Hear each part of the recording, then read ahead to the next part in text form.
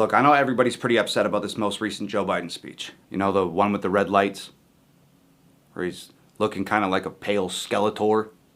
Just so angry. Don't be mad that he said a lot of Republicans are extremists. These are the same people who think a woman is anybody with an imagination who identifies as one. These are the same people that tanked the economy, inflated the price of living, brought us to the brink of war with Russia, cowered from China, funded the pandemic, ignored a fentanyl epidemic, food shortages, gas prices, amplified social unrest, took us to the verge of an energy crisis, and divided America at record speed. If anybody else made this many bad decisions, we wouldn't take a damn thing they say seriously. Don't let them upset you. They wouldn't know what an extremist looked like if it was fully dressed in body armor, burning down a city in broad daylight, and then walked up to them claiming to identify as a lawnmower, offering to cut their grass. Look, my dog has better judgment than these people, and I've seen my dog try to eat his own shit. All right, guys, so we got to talk about the left, liberals losing their minds over a journalist on mainstream liberal media asking some questions, okay? Asking questions about Biden and his speech that he gave just a few days ago that shocked the country with the divisiveness that he showed towards MAGA Republicans or Trump supporters, people whom he disagrees with politically, okay? And there's some people in the mainstream liberal media who have some common sense that listen to that speech and say, you know, I think Biden's going a little bit too far here, okay? It sounds like he may be declaring a civil war on about half of the country. Right? And they're doing their jobs as journalists, trying to be a little bit responsible here and asking some questions. Hey, you know, I'm not necessarily sure if this is the right approach.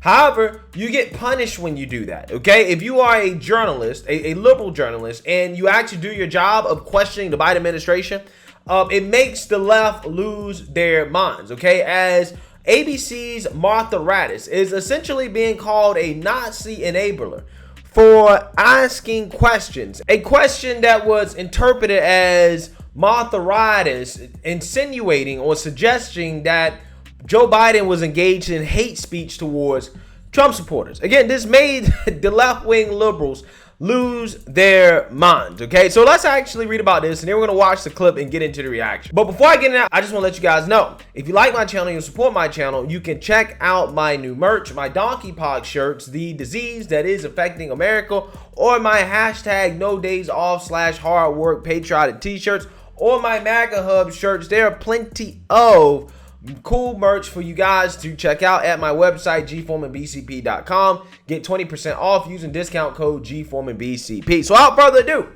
let's go ahead and get into it.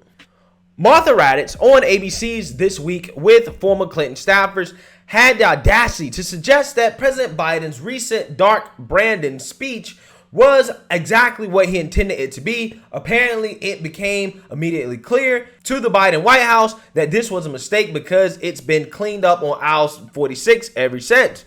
Raddatz's guest, Keisha Lance Bottoms, saw words of encouragement and optimism in Biden's speech. According to Bottoms, he was calling out to all of us. All of us, Raddatz interjected. He wasn't calling out to MAGA supporters who he called a threat to democracy. So let's actually watch this clip that is going to make these leftists melt down. Take a look. Whatever he said, the Institute for Strategic Dialogue, which tracks hate speech, said after the Biden speech, there was a surge online in conversations that said Biden's remarks singling out MAGA Republicans were interpreted as a declaration of war against conservatives and all the Trump voters. Well, what I would say to that is that this is what this MAGA agenda has been all about. It's been about distorting the truth.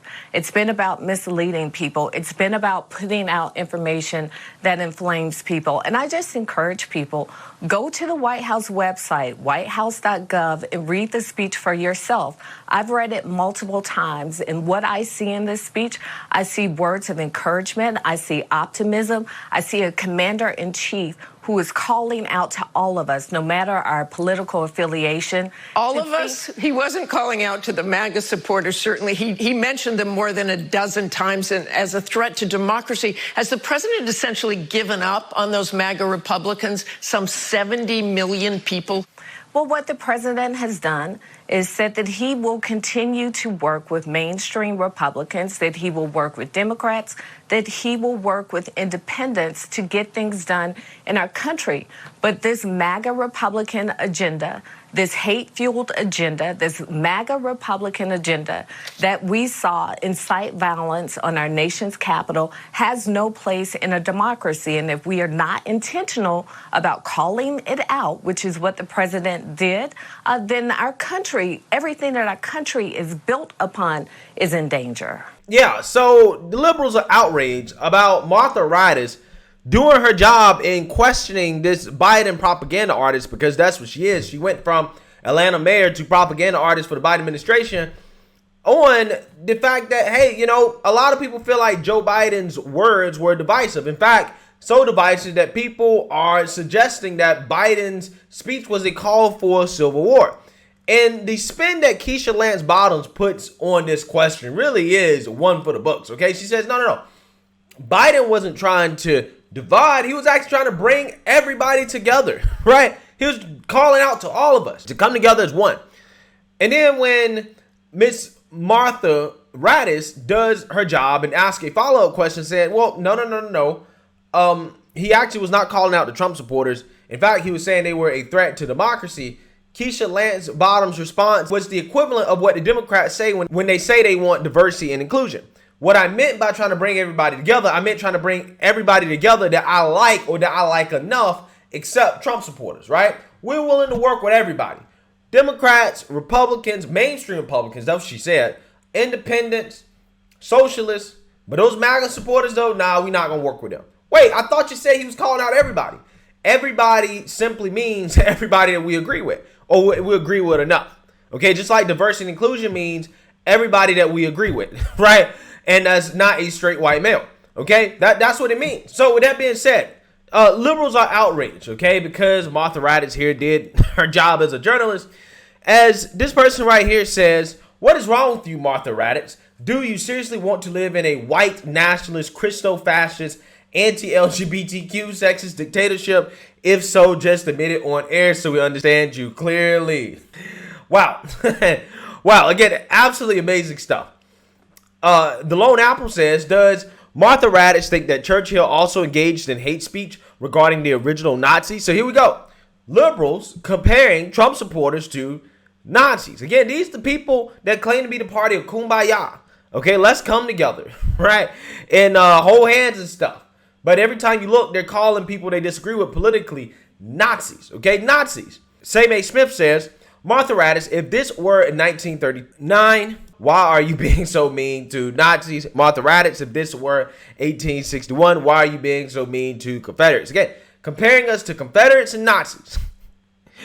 We're sorry if you can't distinguish between GOP voters and Nazis or Democrats of the 1860s. You're just being dishonest or missing some gray matter. Facts. It appears that Martha Raddatz does not tweet often, so this exchange resulted in one of Twitter's most hilarious phenomenon. Rage replies to a completely unrelated tweet.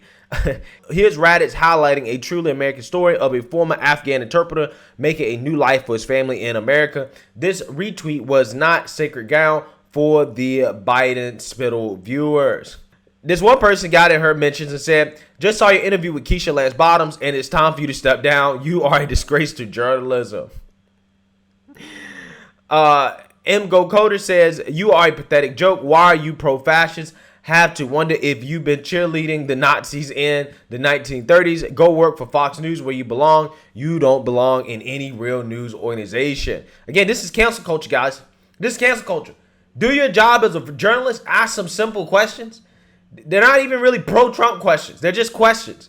And yeah, you're canceled. You need to step down, right? You're not a journalist. You're a Nazi sympathizer. Martha Raddatz, you are such an apologist for GOP-led violent insurrection against the United States. It's reasonable to ask, where were you on January 6th? Randy Mayhem Singer says, what the F is wrong with you? Do you really not know what actual hate speech is? Raddatz is simply joining Chris Lynch's CNN and Chuck Todd's MSNBC in enabling the Fourth Reich in the name of journalistic balance. MSNBC could own the Nazi opposition if they had the wisdom to take a firm stand against all Republicans. hire back Keith Olbermann. Wow. I never thought in my life that I would see somebody advocate to hire Keith Olbermann for a journalist job. Okay, that guy is absolutely insane. And you have leftists clamoring for him to be on TV, okay, as if he's some type of reputable guy, a guy that literally got hit on the head, right? Yeah, that shows you how insane these people are. They don't want any type of real balance, okay? They don't want any real fairness. They simply want mainstream liberal media to be a Democrat propaganda outlet, okay? They want them to push woke views, and if you push anything else that is opposed to some of these views from the left, you are enabling the Fourth Reich, right? In the name of journalistic balance. So again, this person is accusing CNN and NBC of being Nazis, enabling the next Nazi movement because they simply are saying, we just want some more balance. Okay, we want to have arguments from both sides. Okay, we want both sides of the story. We don't just want to be propaganda outlets anymore for the Democrat Party. That equals enabling the Fourth Reich. Incredible stuff. Incredible stuff. Joe Biden just yesterday tweeted, MAGA proposals are a threat to the very soul of this country. So again, they're trying to play the PR game here and clean it up. Well, it's not MAGA voters, it's MAGA proposals. As if, again, like I said, 95% of the Republican Party does not agree with Trump's policies. Where the real disagreement is in the Republican Party right now is whether or not Trump or DeSantis should be the candidate. In which right now, most people agree that it should be Trump. But everybody's basically in agreement with Trump's policies, right? For the most part. So again, when you attack his policies and you say they are sold to the threat of his nation, you clean it up a little bit, right? But at the same time, you're not doing a good job of distancing yourself from your original comments, which were that MAGA voters, that Trump voters are a threat to this country. Essentially, what it sounds like a call for civil war. And again, when the journalists, when the mainstream liberal media questions this and says, hey, you know, maybe this is a little bit out of bounds, the liberal mob gets upset and tries to cancel them, okay? But yet they say, hey, look, the Republicans, not them, the Republicans and MAGA voters are responsible for all the hate and division in this country, right? They're the ones responsible for the hate and division, not the ones that are trying to cancel people, okay, and to stop free speech and to, you know, label everybody they disagree with Nazis and white supremacists. Those aren't the people pushing hate in this country, right? According to these guys. Let me know what you guys think. Make sure you like, comment, and subscribe. Most importantly, share a Black conservative perspective. Peace.